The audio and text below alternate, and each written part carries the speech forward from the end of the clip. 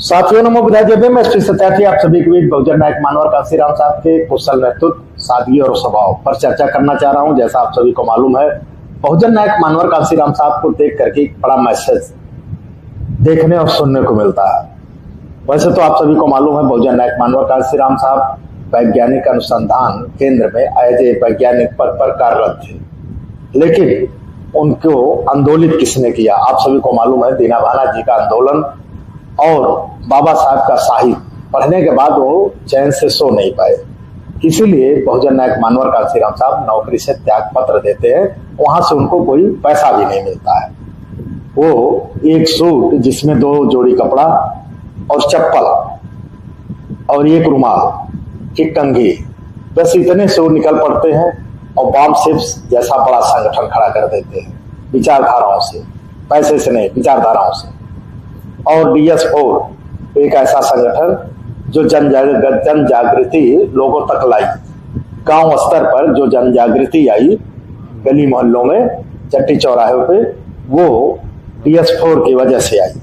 तो आइए साथियों, हम DS4 के बारे में आप सभी से कल भी चर्चा किए थे, लेकिन उनका चैप्टर आप जानते हैं छोटा मोटा नहीं कि एक दिन एक वीडियो में समेटा जा सके। तो आइए हम आप सभी को बताने की कोशिश करें। मानवर साहब का सोचना था कि यदि हमें पैसे वाले और बड़े संसाधन वालों का मुकाबला करना है तो हमें छोटे संसाधनों को बड़े पैमाने पे इस्तेमाल करना चाहिए, क्योंकि हमारा समाज अभी बड़े संसाधन वाला नहीं है और छोटे संसाधन लोगों के पास आसानी से उपलब्ध हो जाते हैं।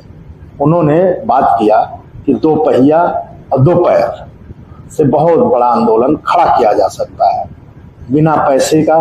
आप जानते हैं, मानवर कांशीराम साहब बहुत बड़ा करिश्मा कर गए।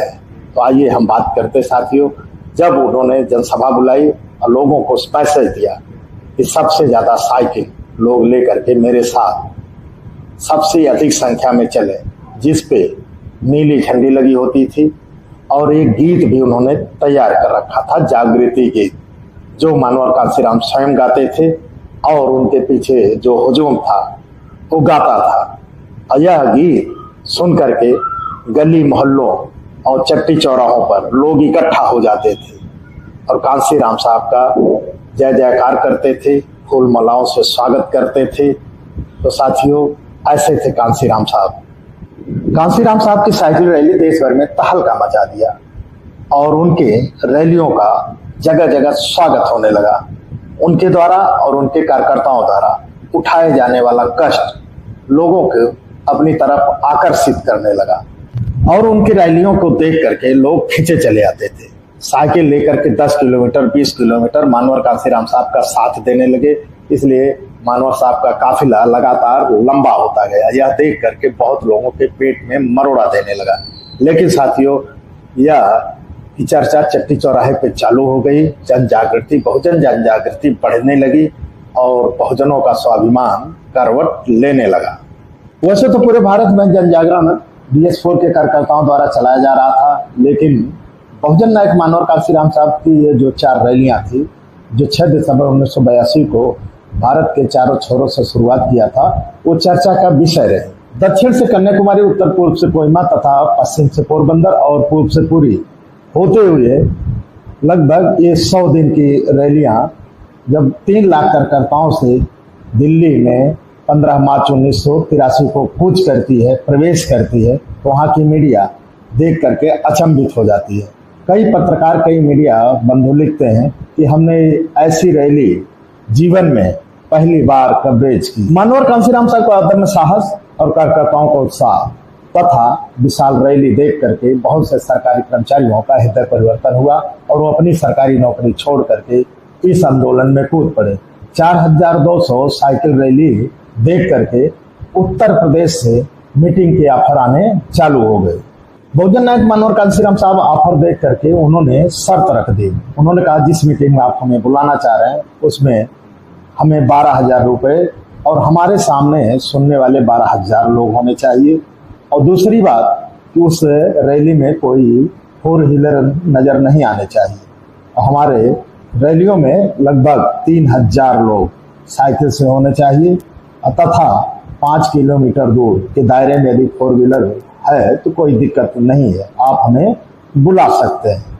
उस समय बहुजन समाज मानवर कांसीराम साहब को नायक के रूप में देखना चालू कर दिया और मानवर कांसीराम साहब की सारी शर्तें मानी। 100 मीटिंगें और 12-12 हजार रुपए मानवर कांसीराम साहब के ऑफर आने चालू हो गए। लेकिन जैसे ही मानवर कांसीराम साहब मीटिंगें की, वैसे ही इस मीटिंगों की संख्या तिगुनी हो गई। यानी एक दिन में 3-3 मीटिंगें मानवर कांसीराम साहब को देनी पड़ी और 12-12 हजार यानी 36,000 उनको एक दिन में लोग सुनने चालू कर दिए और 36,000 रुपये संगठन को मिलना चालू हो गया। तब बहुजन समाज में ऐसा कमाल का जुनून था कि उनके उम्र के हिसाब से 40 मीटिंगें हुई और 1-1 लाख की 7 मीटिंगें हुई।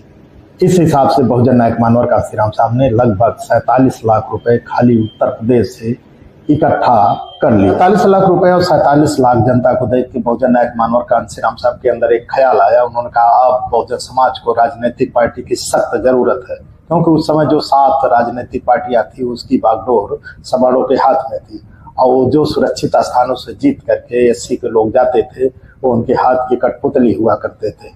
जो उनको लिख के दिया जाता था वही बोलते थे, वो पार्टी के यस मैन बन के रह जाते थे, अपने समाज के लिए वो कुछ नहीं कर पाते थे। बहुजन नायक मानवर कांसीराम साहब ने दिल्ली में एक राजनीतिक पार्टी का गठन किया बाबा साहब के जन्म दिवस पर 14 अप्रैल 1984 को, जिसका नाम बहुजन समाज पार्टी रखा। साथियों, आज के वीडियो में बस इतना ही। नेक्स्ट वीडियो में आप सभी को बहुजन नायक मानवर कांसीराम साहब के कारवां को फिर लेकर के आऊँगा, बताऊँगा। यदि हमारी वीडियो देख रहे हैं तो चैनल को सब्सक्राइब करिए, लाइक करिए, कमेंट जरूर करिएगा और साथ में शेयर कर दीजिए ताकि यह विचार या कारवां लोगों तक पहुंचता रहे। बहुजन नायक मानवर कांसीराम साहब का नेक कमाई तूने सोती कौम जगाई। नमो बुद्धाय, जय भीम, संविधान जिंदाबाद। मानवर कांसीराम साहब अमर रहे।